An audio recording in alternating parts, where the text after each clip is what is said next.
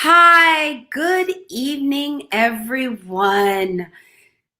I don't know about you all. This year seems like it is flying by, and a part of me is almost a little sad that I don't get to do my old thing where I'd say, "Hey, do you know where I am?" Because guess what? You all know where I am most of the time because of pandemic life. I'm at home.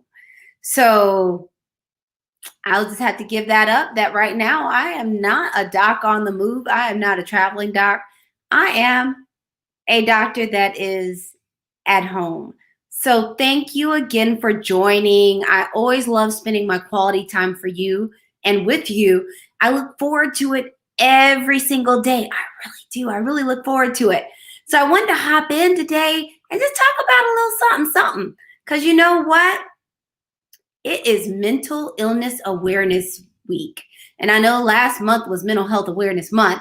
Now we have a whole week. So, you know what? It just seems like this is just mental health moments. So, thank you all so much for coming. Thanks for hopping on, Chuck. I appreciate it. And let's talk about a little bit about what's going on. So, everyone is in this stressful situation. And one of the things I'm seeing, even in my practice, is people are coming in who don't have a history of mental health issues. Yes, I said it. People are coming in that did not previously have a history of mental health issues because what is going on right now is so unprecedented and so stressful. And so I wanted to come and give you a little bit of education on something that is very common because, there's some things you probably don't need to know what Munchausen's by proxy is. You probably will never know anybody that has it or talks about it other than seeing it. They like to show it on medical TV shows, but otherwise it's not useful. And I want to be able to give you some information that you're actually going to use. So today we are talking about the secret to remembering depression symptoms. And the reason we're talking about it, the reason I'm sharing the secret is that there was a trick of how we learn to remember things in med school. You may know it, and feel free to guess. We use, guess what? Mnemonics. So especially before you have all this experience, because now I don't need a mnemonic because I see this stuff all the time, but we use mnemonics. So I am going to teach you tonight the mnemonic that we learned, because not only will it make you feel extra special and smart, so you learn something like a doctor, is that it helps. You can actually remember it, and it will help you be able to advocate for yourself, people you love, or even people you work with, and especially for people that do things in the community, to have an idea of what some of this stuff looks like. So I'm not asking that you turn into an armchair psychiatrist. I'm just going to give you a trick so you can look super smart and then use it if you need it. So I am your host, Dr. Erica, double board certified and Harvard trained psychiatrist, along with integrative lifestyle coach. I'm on a mission to help women feel seen, valued, and whole on their own terms. But it doesn't matter your gender today. I'm just here to help you get through all of this crazy with your sanity intact. So let's go ahead and get to it. So what is the mnemonic, you ask? It is Siggy Caps, spelled out. Shoot, I never can point in the right place. Right there. Siggy Caps. So we're going to go through what each letter means. Are you ready? So you know what's going to come up. It's an S. The S is for sleep. So oftentimes in depression, there will be significant changes in sleep. Now, it's not just one change, because some people don't sleep at all and they have insomnia. But then there are people that get what we call hypersomnia, and they sleep way too much. They're sleeping at night, they're sleeping all day, but change in sleep. And you're going to see a theme. The I is for interest. Now, if you want a bonus for some medical term that's going to make you sound super duper smart, there's a word called anhedonia. Anhedonia. And I don't know, I feel like I'm in that Usher song. Usher. Lord Jesus, I can't do Raymond.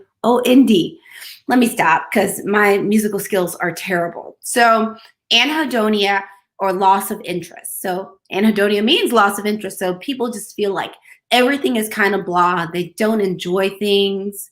Even if they try to do it, they don't have fun. So that was the I. So guess we have next? A G. So the G is for guilt. So people will feel guilty. I'm not talking about just a little guilt. I'm talking about guilt like bigger than anything anyone has actually done. So feeling an excess amount of guilt. And for some people, they'll also feel worthless. So let's keep it moving. So we did a S, a I, a G, a E. Oh, the E is next. We haven't done the E. So the E is energy. So even though some people can get activated and become kind of anxious and have a lot of energy, most common, you will see people with low energy. Because usually if people have a lot of energy, they may have something else going on, such as something that is related to the bipolar spectrum, or they're super anxious. So the energy we typically see is low energy. So typically people just have no energy and they are super, super tired. So remember low energy. Let's keep it simple. So now we're on to the C. The C stands for concentration. So with depression, a lot of times people have difficulties concentrating. They can't focus. You know what also happens when you can't focus? Sometimes you forget stuff because you have to attend to it and concentrate to actually remember it. So the C is for concentration. And you might be wondering what letter's next. It is A, and A is not for apple. It is not for Apple Jacks. A is for appetite. So with appetite, it's another one where someone's appetite can go up and then they start gaining a lot of weight, or their appetite can go down and they start losing weight. So you're looking for a change in appetite. That's the theme. Is some of these, it's a change. So, and then we have the P stands for psychomotor. Sometimes I feel like some of these letters, they just aren't as fun. So psychomotor is kind of how your body's moving. So for a lot of people with depression, they'll have psychomotor slowing, which means they'll feel lethargic, they'll kind of move slow. The interesting thing is sometimes you'll notice people, not only are they moving slow, they're talking slow too.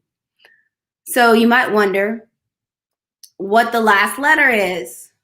The last one is S for suicide. So not that they commit suicide, that people may have suicidal thoughts or suicidal ideation. So like the fancy medical term is ideation. So they may have thoughts of suicide or thoughts of death. Because there are sometimes people will think about dying, but they don't think about actually killing themselves.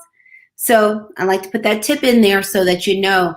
And you may notice there's one S that isn't there, and it's because it's pretty common. So this mnemonic doesn't include the mood specific stuff. So it doesn't include sadness. And the other thing you can see is irritability. So those actually aren't in the mnemonic. So thanks again for coming. I just wanted to give a little knowledge, let you know a little trick of the trade so that you can remember these symptoms too. So that if you start having them, someone you know has them, or you work in an environment with people and you're concerned, or even if you're in education or you're working in the community, it's good to know this information. So this is what I'm doing for Mental Illness Awareness Week. So let's go ahead and we're going to start from the top real quick and do a quick review, and then I'm going to get you out of here. So we are talking about the secret to remembering depressive symptoms, and we said the secret was in med school we use a lot of mnemonics, and the mnemonic for depression is Siggy Caps, with the S being changes in sleep. So some people get insomnia and can't sleep. Some people get hypersomnia and they sleep way too much. The I was for interest. So people do not enjoy things. They have a diminished interest. And we talked about diminished pleasure and that can be called anhedonia. Nobody wants to not have fun anymore. That is not fun. The G was for guilt, increased feelings of guilt, excess feelings of guilt that's out of proportion to what people have done, or even worthlessness. The E was for energy, typically low energy. So people are tired, they're fatigued. C is for concentration. So being able to focus, and people will have problems focusing. They may also have problems remembering things because they didn't attend well enough to remember, but their concentration is low. They may take longer to do tasks and also make some silly mistakes when they're doing stuff. So that brings us to the A. The A is appetite. So appetite can either go up and people are gaining weight and eating everything, or it can go down and they're losing weight and they're not eating. The P was for psychomotor, which is kind of how your body moves. And more commonly, people end up having psychomotor retardation. I left out the fancy word, and that's when they're just moving slow. Everything's kind of in slow motion. Think of Eeyore. I'm dating myself, but think of kind of how Eeyore moved. Eeyore talked slow. Eeyore moved slowly. He just kind of lumbered around. So think of Eeyore. And the last letter was the S for suicide. So suicidal thoughts, suicidal ideations are thoughts of death. So now you know the mnemonic that we all learned in med school. So you're going to be super, super smart. And if you are wondering or you're kind of concerned, this will let you know enough so that you know to maybe either seek some help, look some information up, do some research, or to encourage someone to learn a little bit more or possibly to get help if they need it. So since we did talk about the S for suicidal ideations or thoughts of death at the end, I do want to also say that the National Suicide Hotline is always there. They are a phenomenal crisis line. So it's a number you can always remember no matter where you are, even though there are oftentimes local crisis lines. The number's right under there. It's 1-800-273-TALK, 1-800-273-TALK.